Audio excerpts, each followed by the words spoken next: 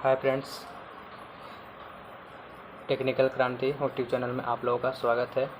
मैं मंटू कुमार आज आप लोगों के साथ आया हूँ बेसिक इलेक्ट्रिकल इंजीनियरिंग का, जो कि बहुत ही इम्पोर्टेंट टॉपिक है, जो कि लगभग हर एग्जामिनेशन में यहाँ से बहुत सा क्वेश्चन क्रिएट होता है, जो कि देखेंगे मैंने रूप से कि बेसिक इलेक्ट्रिकल इंजीनियरिंग में जो जहाँ से स्टार्टिंग पॉइंट होता है कि चार्ज क्या होता है, करंट क्या होता है, कौन कौन सा क्वेश्चन यहाँ से क्रिएट होता है, कौन कौन से है, उस चीज़ों के बारे में हम लोग डिस्कस करेंगे।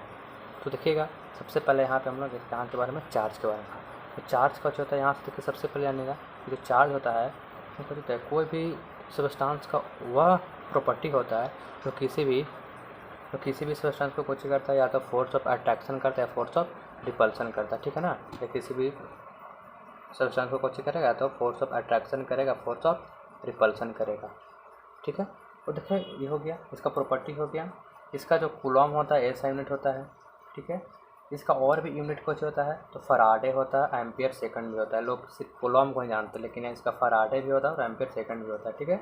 और देखिए क्यू बराबर इसका अगर फार्मूला देखा जाए तो यहाँ से दो फार्मूला बहुत इंपॉर्टेंट आता है, जो कौन सा, क्यू बराबर एन ई है और क्यू बराबर आई टी है। फिर यहाँ पे ठीक है, ये हो गया। फिर देखिए यहाँ से क्वेश्चन ये भी क्लियर होता है कि जो 1 कूलम चार्ज में कितना होता है, तो 1 कूलम चार्ज में कितना होता है, तो 6.25 इंटू 10⁻18 इलेक्ट्रॉन्स होता है। ये कैसे आता है, तो देखिएगा यहाँ से हमको वो कितना इलेक्ट्रॉन्स होगा, तो यहाँ पे जब एन है नंबर ऑफ इलेक्ट्रॉन है, तो एन बराबर करेंगे तो क्यू अपॉन ई हो जाएगा, ठीक है ना। क्यू अपॉन ई हो जाएगा, तो क्यू अपॉन ई हो जाएगा। तो यहाँ से अगर 1 कूलम बोला है तो क्यू का वैल्यू 1 हो जाएगा, ई का वैल्यू कितना होता है, कूलॉम पर चार्ज एक इलेक्ट्रॉन पर कितना चार्ज होता है, तो 1.6 इंटू 10⁻19। तो यहाँ से करेंगे तो एन का वैल्यू इतना आ जाएगा, जो कि बहुत इंपॉर्टेंट यहाँ से होता है। अब देखिए चार्ज एक तरह का स्केलर क्वांटिटी होता है, ठीक है ना। चार्ज दो तरह का होता है, पॉजिटिव नेगेटिव, ठीक है।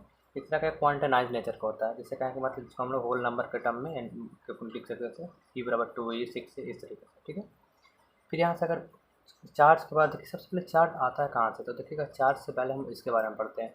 एक एटम है, देखिए यहाँ पे देख सकते हैं, जानते हैं कि एटम है, एटम का स्ट्रक्चर है। इसमें इलेक्ट्रॉन चारों तरफ रिवॉल्व करता रहता है और बीच में न्यूट्रॉन और प्रोटॉन होता है, जिसको हम लोग मास नंबर बोलते हैं।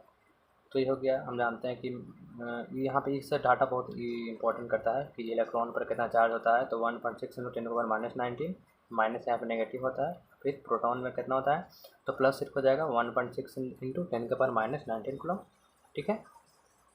और फिर यहाँ के बाद फिर देखिए आप इस मास नंबर, तो मास होता है इलेक्ट्रॉन पर कितना, तो 9.11 इंटू 10⁻31 kg, और प्रोटॉन पर कितना होता है, तो 1.67 इंटू 10⁻27 kg, ठीक है।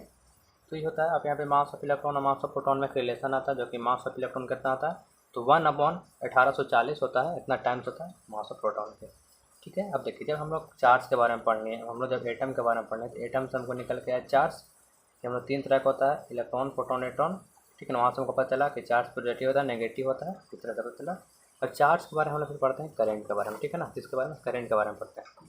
तो देखिए करंट का होता है, तो वही जो rate of flow of charge, जो अगर कितना मेरा फ्लो चार्ज हो रहा है, तो उसी को हम लोग कैसे बोलते हैं, करंट बोलते हैं। इसको हम मैथमेटिकल टर्म में ऐसे लिखते हैं कि rate of change of flow of charge, देखिए rate of change flow of charge is known as current, I बराबर D Q upon D T हो गया, ठीक है। D Q upon D T, ये क्वांटनाइज नेचर में, अगर इसको स्टैंडर्ड में लिखेंगे तो क्यू अपन टी हो जाएगा। इसका यूनिट कुछ होता है, तो कूलॉम पर सेकंड और एम्पियर होता है, ठीक है ना। एक्स्ट्रा का स्केलर क्वांटिटी है, इसका डायरेक्शन कहाँ से होता है, तो इलेक्ट्रॉन्स के हमेशा अपोजिट में होता है, ठीक है। देखिए ये हो गया इसका, ये हो गया करंट के बारे में। हम देखिए करंट के बारे में पढ़ लेते थे, फिर हम लोग किसके बारे में पढ़ते हैं, तो पोटेंशियल के बारे में पढ़ते हैं, इलेक्ट्रिक पोटेंशियल। तो इलेक्ट्रिक पोटेंशियल सबसे पहले जाने कि इलेक्ट्रिक पोटेंशियल को हम लोग कुछ बोलते हैं, तो इलेक्ट्रिक प्रेशर भी बोला जाता है, इलेक्ट्रिक प्रेशर बोला जाता है, इस चीज़ को ध्यान में रखिएगा।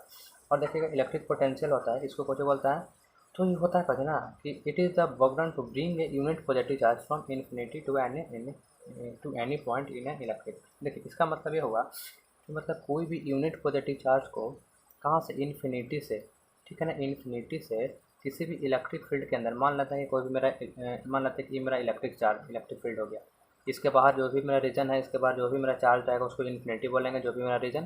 तो अगर यहाँ से इस इलेक्ट्रिक फील्ड में लाएंगे तो कुछ हमको काम करना पड़ेगा, तो यही काम करने की प्रक्रिया है, यही काम जो करते हैं उसी को हम लोग कैसे बोलते हैं, तो हम लोग उसी को हम लोग अमाउंट ऑफ वर्क डन को कैसे बोलते हैं, हम लोग इलेक्ट्रिक पोटेंशियल बोलते हैं, ठीक है, इलेक्ट्रिक पोटेंशियल बोलते हैं। इसका जो होता है भी बराबर कुछ होता है, तो वर्क अपन चार्ज होता है, ठीक है। यूनिट इसका वोल्ट होता है, या फिर तो जूल पर कूलम बोले, ये भी एक तरह का कुछ होता है, स्केलर क्वांटिटी होता है, ठीक है ना। देखिए पोटेंशियल तरह एक होता है पोटेंशियल डिफरेंस। था पोटेंशियल डिफरेंस में कुछ होता है कि इलेक्ट्रिक फील्ड के अंदर एक जगह से दूसरे जगह पर अगर हम कोई भी यूनिट पॉजिटिव चार्ज को ले जाते हैं तो ले जाने में जो वर्णन होता है उसी को बोलते हैं इलेक्ट्रिक पोटेंशियल डिफरेंस बोलते हैं। पोटेंशियल डिफरेंस का होता है कि इलेक्ट्रिक फील्ड के अंदर, लेकिन इलेक्ट्रिक पोटेंशियल बाहर से अंदर लाने का जो काम होगा, ठीक है। फिर एक होता है ईएमएफ होता है। ईएमएफ कुछ होता है ये एक तरह के इलेक्ट्रोमोटिव होता है। इसका कुछ होता है देखिए हम लोग जो भी अगर हम लोग वोल्टेज देते हैं, मतलब कोई भी हम लोग एनर्जी सप्लाई करते हैं कहला, तो इलेक्ट्रॉन्स को फ्लो कराने के लिए, मतलब इलेक्ट्रिक करंट को फ्लो कराने के लिए, तो वही मेरा प्रेशर, वही मेरा फोर्स कुछ कहलाता है, ईएमएफ कहलाता है, ठीक है ना। ठीक है। तो इस सब हम इस लेक्चर में हम लोग किसके बारे में देखें तो मेनली रूप से हम लोग इसके बारे में पढ़ें, चार्ज के बारे में, करंट के बारे में या पोटेंशियल के बारे में पढ़ें। नेक्स्ट टॉपिक जो हम लोग जब आएंगे आगे आएंगे तो उसमें हम लोग पढ़ेंगे रेजिस्टेंस के बारे में, ठीक है ना। रेजिस्टेंस, रेसिस्टिविटी और इसका कनेक्शन के बारे में पढ़ेंगे, ठीक है। तो ठीक है, आज के लिए इतना ही। धन्यवाद। आप लोग ऐसा ही मतलब करते रहिए, ठीक है। Thank you.